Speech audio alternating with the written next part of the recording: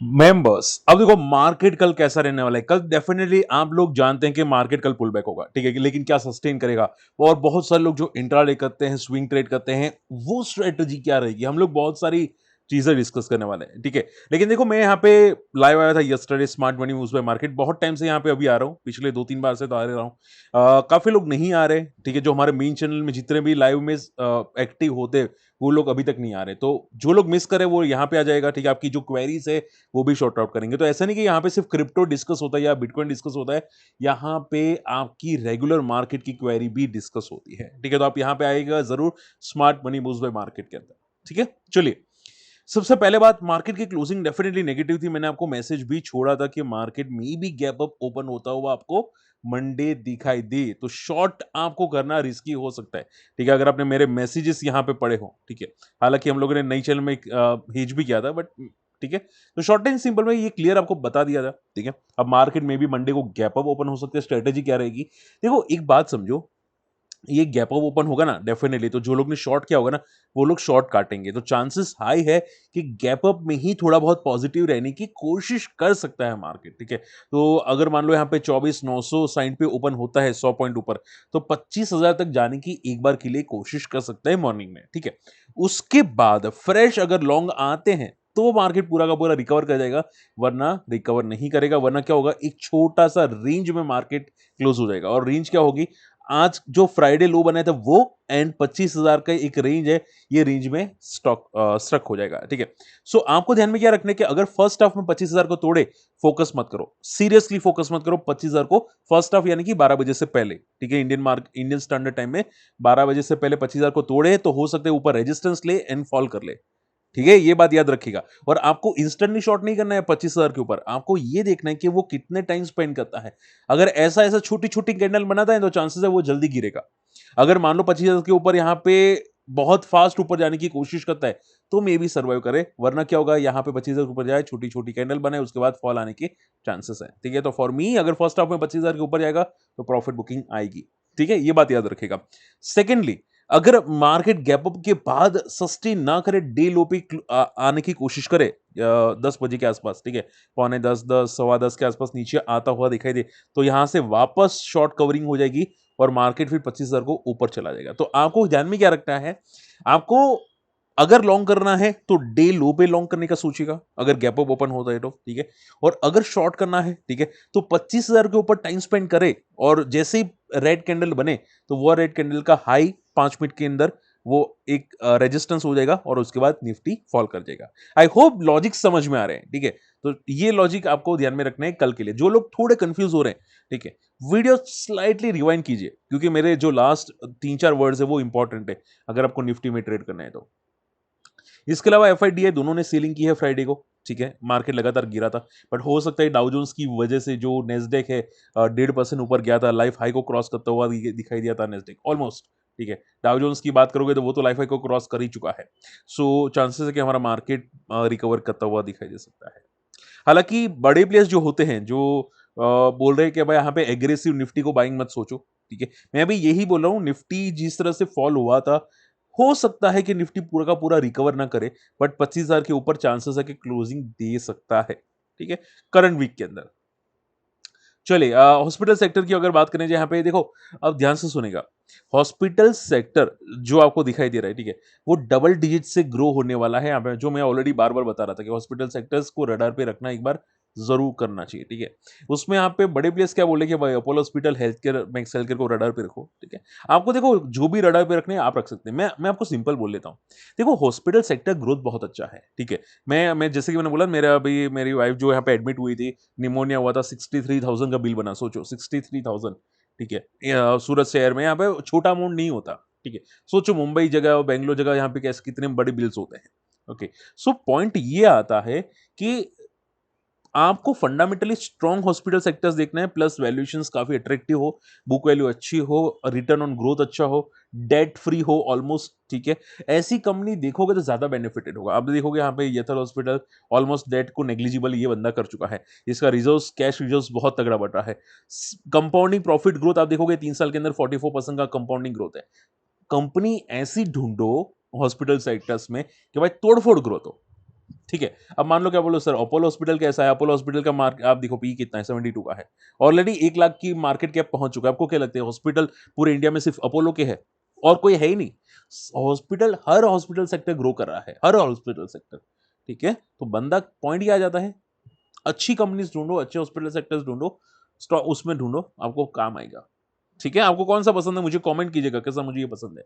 मेरा तो आपको जानते ही है, मैंने ऑलरेडी मेरा तो बता दिया यहाँ पे मुझे कौन-सा पसंद आ रहा है। ओके, एचएएल की अगर मैं बात करें जहाँ पे एचएएल यहाँ पे बातचीत करता हुआ दिखाई दिया है जी एरोस्पेस फाइटर जेट के लिए, ठीक है? और वो यहाँ पे कामकाज शुरू करने वाला है। एचएएल के लिए पॉजिटिव है लेकिन देखो एचएएल के लिए ऐसी न्यूज़ आती रहती है, ठीक है? छोटी-मोटी न्यूज़ एचएएल के लिए आती रहती है, ठीक है?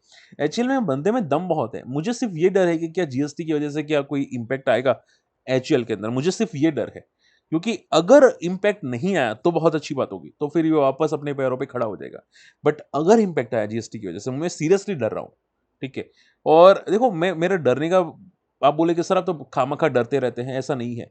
बैंक निफ्टी में भी मैंने सेम चीज़ आपको बताई थी कि जब भी रेट कट होता है बैंक निफ्टी उनके लिए उनके रिजल्ट वीक आएँगे, बैंक निफ्टी गिरेगा। मैंने पहले ही आपको समझाया था। आज देखो हमारा रेट कट के बाद यहाँ पे हमारा बैंक निफ्टी गिर ही रहा है, ठीक है? सो मेरे लॉजिक्स होते हैं, मैं टाइम पास के लिए लॉजिक नहीं बनाना था। ठीक है, भले मार्केट में बोले कि भाई बैंक निफ्टी के लिए फलाना पॉजिटिव है, वो एक दिन चला जाएगा, लेकिन बाद में क्या? सो शॉर्ट एंड सिंपल में थोड़ा कॉशियस रहने की अभी ज़रूरत है क्योंकि जीएसटी की जो रिफॉर्म्स आए हैं, अगर इंप्लीमेंट होते हैं, डिफेंस के लिए नेगेटिव। ओके डिफेंस से याद है देखो, आप सभी लोग जानते हैं कि गवर्नमेंट ने बैटिंग ऐप को बैन कर दिया है। अब बैटिंग ऐप वाले क्योंकि इनका बहुत बड़ा मार्केट है, बहुत बड़ा मार्केट है, ठीक है? आपको नहीं पता है, करीब-करीब 20,000 करोड़ का सिर्फ टैक्स देती है, सोचो, सिर्फ टैक्स देती है पूरा इंडस्ट्री। मैं सिर्फ ड्रीम इलेवन की बात नहीं कर रहा हूँ, पूरा इंडस्ट्री की बात कर रहा हूँ।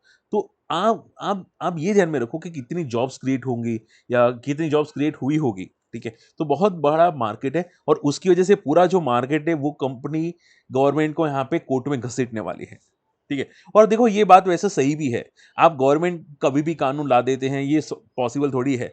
स्टार्टिंग में जब ड्रीम इलेवन आया था, तब यहाँ पे बोले थे ना कि भाई जो भी गेम्स है, स्किल गेम्स है, उसको अलाउ किया जाएगा। सुप्रीम कोर्ट ने आदेश दिया था, ठीक है? तो उसके बाद अलाउ हुआ था, ठीक है? अब वापस गवर्नमेंट इतने कर रही है, मतलब हर बार नाटक होते हैं, तो भाई ये तो बनता ही था। तो चांसेस है कि भाई यहाँ पे गवर्नमेंट को ये लोग घसीटने वाले हैं कोर्ट में, ठीक है? तो देखते हैं अभी क्या होता है। हो सकता है कि शायद स्टे कंटिन्यू रहे, बट इसकी वजह से शायद नज़ारा थोड़ा पुल बैक करता हुआ आपको मंडे दिखाई दे सकता है, वो टेम्पररी पुल बैक।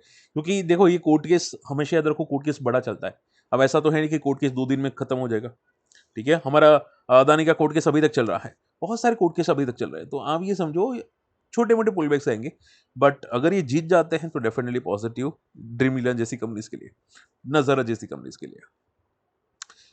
ओके अब सबसे इंपॉर्टेंट न्यूज यस बैंक अब ध्यान से सुनो यस बैंक में यहाँ पे आरबीआई ने अप्रूव कर दिया है एसएमबीसी को एक्वायर करने के लिए भाई यहाँ पे आप यस बैंक के अंदर स्टेक ले सकते हैं ठीक है 24.99% का ओके तो अब इसमें क्या आप पूछे कि सर क्या ये न्यूज की वजह से यस बैंक में कोई रॉकेट मोमेंटम आएगी आंसर इज नो देखो हमेशा याद रखो कोई कंपनी स्टेक एक्वायर करती है स्पेशली बैंक्स का ठीक है बैंक्स हमेशा अलग काम करते हैं बैंक्स के जो रिजल्ट्स आते हैं वो अलग होते हैं ठीक है उनका लोन्स डेड लोन्स एनपीएस वो हमेशा इंपैक्ट करते ही हैं तो कोई भी बंदा एक्वायर करे छोटे मोटे पुलबैक्स आएंगे आप पूछोगे सर पुलबैक आएगा हो सकता है ठीक है बट जब तक इसके रिजल्ट्स टर्न अराउंड ना हो जाए तब तक तो कुछ नहीं कह सकते ठीक है तब तक कुछ नहीं कह सकते और ऐसा तो है नहीं कि भाई किसी ने एक्वायर कर लिया तो इसका बिजनेस मॉडल चेंज हो जाएगा ठीक है दूसरी इंडस्ट्री की तरह इसका बिजनेस मॉडल यही रहने वाला है तो पॉइंट क्या आ जाता है पॉइंट यही आ जाता है कि इसको न्यूज देखिए छोटे मोटे पुल बैक आएंगे मेरे हिसाब से सिर्फ 2-3% का ही मुंह आना चाहिए उससे ज्यादा भी आएगा भी नहीं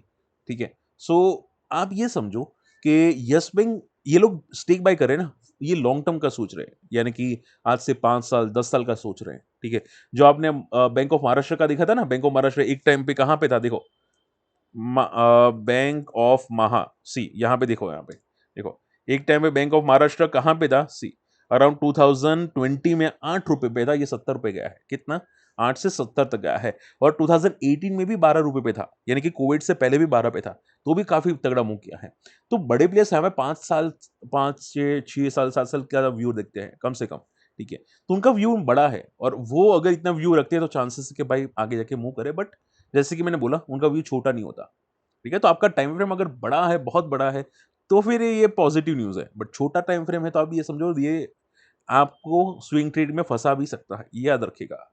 ठीक है, देखो मैं एक्सपीरियंस पर्सन हूँ, आपको अगर मेरी बात समझनी है तो समझ सकते हैं, ठीक है? मैं आपको आपको समझाने की कोशिश करता हूँ कि क्या इम्पैक्ट आएगा, ठीक है? मैं टाइम पास के लिए नहीं बोलता। चलिए बाज़ार स्टाइल, अब देखो ये लोग नए स्टोर्स ओपन करे यहाँ पे वेस्ट बंगाल के अंदर। एंड बाज़ार style, Vishal mega mart almost similar kind of business है, ठीक है? बाज़ार यहाँ पे कहाँ पे गया, कहाँ पे गया? ओके, डबल ए है, बाज़ार स्टाइल, ठीक है? Fashion retailer operating in West Bengal and Odisha, ठीक है? तो फैशन रिटेल, ओके, ज़्यादातर फैशंस पे इनका फोकस है, लाइक ट्रेंड। तो आप देखोगे इनके बिजनेस मॉडल ठीक है, कंपनी यहाँ पे थोड़ी बहुत प्रॉफिटेबल होती हुई दिखाई दी है, बट आप ये समझो ये कंपनी में ग्रोथ इतना नहीं है बाजार स्टाइल में, और मार्केट की भी इसकी छोटी होगी डेफिनेटली, ठीक है? ज़्यादा से ज़्यादातर स्ट्रेच हो चुका है, ये लोग बड़े प्लेयर्स इसको स्ट्रेच करने की कोशिश करते हैं। जिनको नहीं पता है, बड़े प्लेयर्स एंड ऑपरेटर दोनों अलग है, और इसमें ऑपरेटर्स ज़्यादा है जो खींचने की कोशिश करते हैं इसको बाजार स्टाइल में, ठीक है? तो थोड़ा कॉशियस रहेगा, क्योंकि इसकी जो बैलेंस शीट है वो थोड़ी नेगेटिव बैलेंस शीट है, ठीक है? ग्रोथ है कंपनी में, डेफिनेटली ग्रोथ है, बट थोड़ी-सी नेगेटिव बैलेंस शीट है। बोरिंग आप देखो यहाँ पे तगड़ा कर्जा है इस पे, ठीक है? ये कंपनी ऐसी है कि अगर कुछ भी नेगेटिव न्यूज़ आई ना, या कंपनी में कोई नेगेटिव न्यूज़ आएगी, कंपनी सर्वाइव नहीं कर पाएगी, ठीक है? तो थोड़ा केयरफुल रहेगा। बैलेंस शीट में थोड़ा डेट ज़्यादा है, लिमिट के बाहर डेट है, मे बी आपको प्रॉब्लम क्रिएट कर सकता है। तो न्यूज़ अच्छी है, मे बी कल शायद अच्छा मोमेंटम करे, छोटी मार्केट कैप है तो शायद बड़ा मोमेंटम करे, बट कॉशियस रहना। Okay, last not the least, फिर मैं आपकी क्वेरी लूंगा, और न्यूज़ लास्ट ये है कि माज़गन डॉक को एक तगड़ा ऑर्डर यहाँ पे सेंटर ने क्लियर करता हुआ दिखाई दिया सबमरीन का, वो है 70,000 करोड़ का, ठीक है? और यहाँ पे नेगोशिएशन का चल रहा है। तो ये न्यूज़ माज़गन डॉक के लिए बहुत पॉजिटिव है। एंड देखो माज़गन डॉक आई थिंक निफ्टी 100 में भी आने वाला है, आई थिंक मैंने ये सुना है। और ये न्यूज़ उसकी वजह से भी काफ़ी बड़ा मोमेंटम में भी हो सकता है कल, ठीक है? 5-6% का मोमेंटम आपको माज़गन डॉक में हो सकता है। बट जैसे कि मैंने बोला, ये टेम्पररी मूव्स होंगे, याद रखिएगा। जब तक जीएसटी का न्यूज़ क्लैरिटी नहीं हो जाता, तब तक तो ये सभी टेम्पररी मूव्स होंगे, ठीक है? तो देखते हैं यहाँ पे सेंटर जो ऑर्डर्स देती है, क्या उससे उनके जीएसटी कलेक्शंस की वजह से इंपैक्ट आएगा, क्या ऑर्डर बाद में कैंसल होगा? देखते हैं यहाँ पे, ठीक है?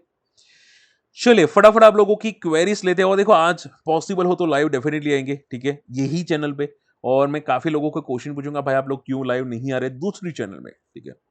बट काफ़ी चीज़ें डिस्कस करेंगे, ओके। सैम सिटी ने क्वेश्चन पूछा, सर वेटेज कौन से स्टॉक में ज़्यादा रखे? देखो एक बात समझो, आपने लार्ज कैप से लेके स्मॉल कैप तक सभी में चले गए हैं, ठीक है? आप वेटेज किसी में भी ज़्यादा रखोगे, फँसने के चांसेस हैं। आप ये समझो कि भाई आपने ये सोचा कि मैं ज़ोमैटो में वेटेज ज़्यादा रखूँ, और पेटीएम भाग गया तो क्या करोगे? ठीक है? या वाइस वर्सा हुआ तो क्या करोगे? तो बेटर है वेटेज इक्वली डिस्ट्रीब्यूट करो, सिंपल बात, सिंपल लॉजिक, ठीक है? इसमें ज़्यादा ज़्यादा फोकस मत करो। कभी-कभी ऐसा होता है कि हम लोग जो सोचते हैं, वो उससे दूसरा भाग जाता है, ठीक है? और बाकी का पहला ज़्यादा गिर जाता है, तो बेटर है वेटेज सेम रखो। मैं होता तो कोई ज़्यादा वेटेज नहीं रखता। मैं होता तो शायद हॉस्पिटल सेक्टर में वेटेज ज़्यादा रखता, ठीक है? क्योंकि वो मुझे ज़्यादा पसंद आ रहा है, हॉस्पिटल सेक्टर्स अभी भी। सो वो ध्यान में रखिएगा। तो वेटेज इसमें तो मुझे नहीं लगता कि कोई ज़्यादा खींचने की कोशिश करनी चाहिए। सर एक्चुअली ओला कौन-सा प्राइस ले देखो, आपको जो प्राइस पे लेना चाहते हैं ले सकते हैं। ये रिकमेंडेशन हो जाएगा, मैं नहीं करूँगा डेफिनिटली, ठीक है? बट देखो इसमें से आप ये समझो कि ओला और एचएलई ग्लास में क्या है? क्योंकि दोनों ने अभी झटके मारे हैं बॉटम से, ओला एंड एचएलई दोनों यहाँ पे बॉटम से ऊपर जाने की कोशिश किए हैं रिसेंटली, ठीक है? तो दोनों में क्या यहाँ पे एक बॉटम आउट हो चुका है? क्या दोनों टेक्निकल्स पॉजिटिव हो चुके हैं? एक सिंपल आंसर है, ठीक है? तो मैं आपको बोलना चाहूँगा, देखो एक्चुअली में अभी भी टेक्निकल्स पॉजिटिव नहीं हुए हैं, ठीक है? एक्चुअली की अगर बात करें, अभी भी टेक्निकल पॉजिटिव नहीं है। ये पुलबैक्स कर रहा है, हालाँकि बड़ा पुलबैक्स है, लेकिन पुलबैक्स कर रहा है।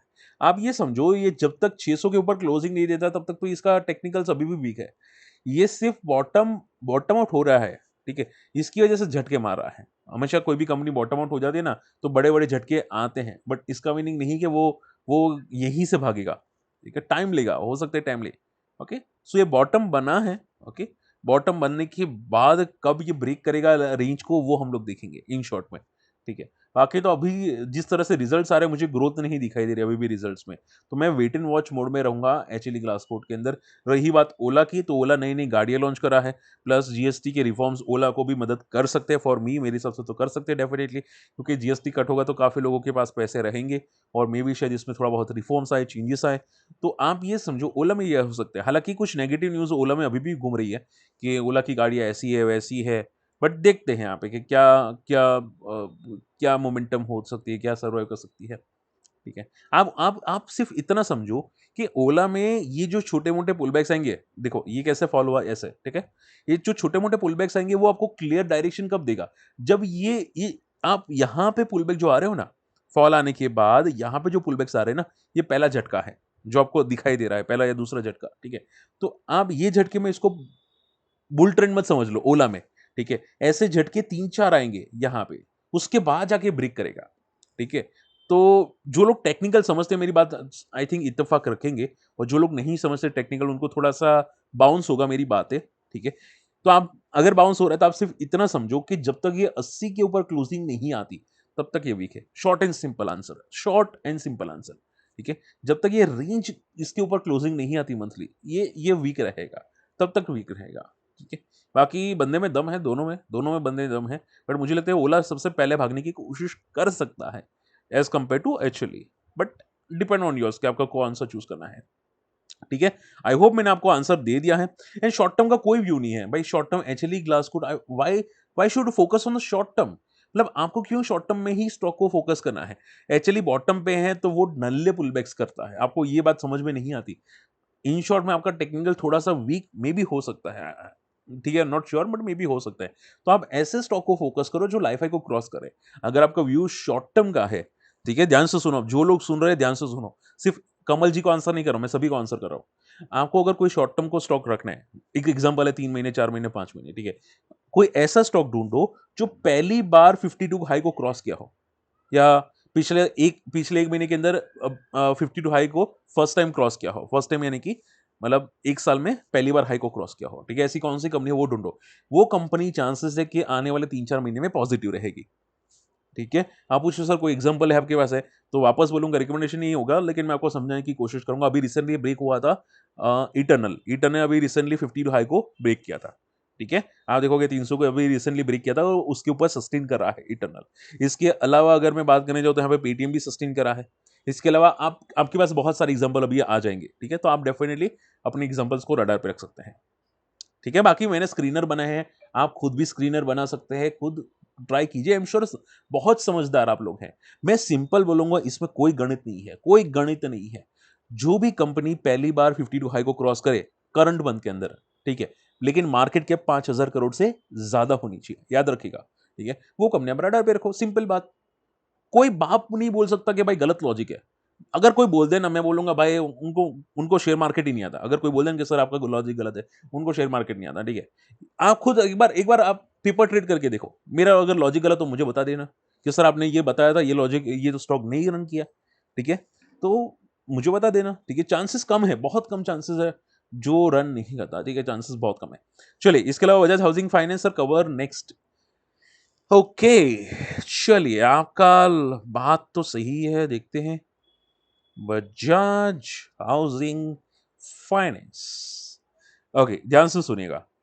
ये बंदा मैंने ऑलरेडी समझाया था कि 100 के आसपास टाइम पास करेगा, घूमता रहेगा। जो मेरा आपने जिसने मेरा पहला वीडियो देखा होगा ना बजाज हाउसिंग का, उनको आज भी बात ये याद होगी। मैंने आपको यही बताया था। क्यों बताया था?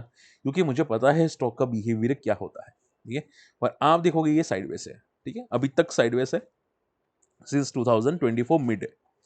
ये मूव कब करेगा? सिंपल आंसर है सर, मूव कब करेगा?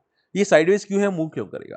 देखो साइडवेज इसकी वजह से है क्योंकि फंडामेंटली स्ट्रांग कंपनी है, तो कोई बेचेगा नहीं, ना बड़े प्लेयर्स, ना एचएनआई, ना रिटेल इन्वेस्टर, ना म्यूचुअल फंड, ठीक है? इसकी वजह से साइडवेज। अगर कचरा कंपनी होती तो आज 100 को तोड़ देता आराम से। जब मार्केट गिरा था 100 को तोड़ देता, कचरा तो नहीं है, ठीक है?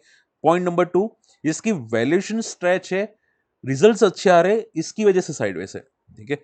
तो अगर रिजल्ट्स अच्छे हैं बट पी ऊपर है, ठीक है, तो साइडवेज रह जाता है, ठीक है। अगर रिजल्ट खराब है तो स्टॉक 100 को क्रैश कर देता है, ठीक है। तो आप ये समझो इसकी पी जब तक यहाँ पे 20 के आसपास नहीं आती, या आप समझो कम से कम 30 के आसपास नहीं आती, 30, 31, 32, ठीक है, मेरा वर्ड्स 30, 31, 32, तब तक तो ये चांसेस है कि साइडवेज रहने की कोशिश कर सकता है।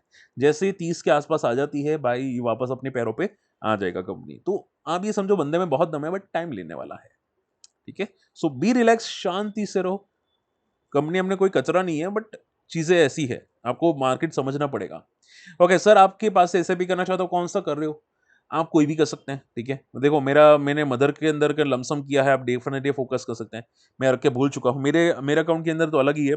बट मेरे मदर के अंदर आप देख सकते हैं यहाँ पे बंधन स्मॉल कैप फंड है, निपॉन अकाउंट का ईएलएसएस है, ठीक है। तो एक मिड कैप है, ओके, बाकी एक स्मॉल कैप है और एक टेक सेवर है, तीन है, तीनों तीन अच्छे हैं, ठीक है।